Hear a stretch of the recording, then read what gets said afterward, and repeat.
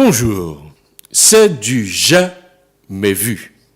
Les parlementaires de la Jamaïque ont adopté un projet de loi décriminalisant la possession de faibles quantités de ganja et établi une agence nationale pour réglementer la culture de la marijuana médicinale. De la même manière qu'il semblerait curieux d'interdire la saucisse à Strasbourg, posséder une petite quantité de marijuana sur soi est désormais légal en Jamaïque.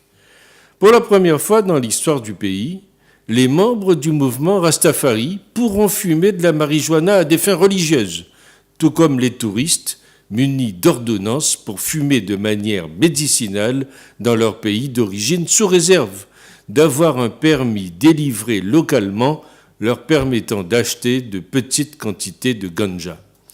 C'est un véritable business du tourisme médical et de produits dérivés du cannabis qu'entend développer l'île aux 2,5 millions d'habitants.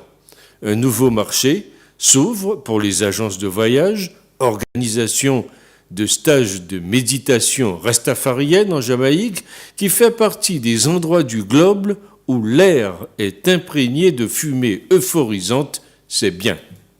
Bon, et dire que la loi Macron en France a oublié le volet ganja. En France, l'argent de l'herbe finance le terrorisme. Qu'attendons-nous pour légaliser un coup de 49.3 et hop, des rentrées dans les caisses de l'État, une vraie prévention-information, des soins pour ceux qui en ont besoin, un contrôle de la qualité, des emplois par milliers, des sous dans les caisses, une responsabilisation de l'individu et j'en passe. Même si la moindre des choses est aujourd'hui de rappeler que Bob Marley, connu pour fumer du cannabis et faire sa promotion, est mort à 38 ans d'un cancer généralisé et d'une tumeur au cerveau. Face aux problèmes sociaux galopants, à la misère, rien de tel qu'une population défoncée et donc docile, me direz-vous. Et vous aurez raison, c'est ce que je crois.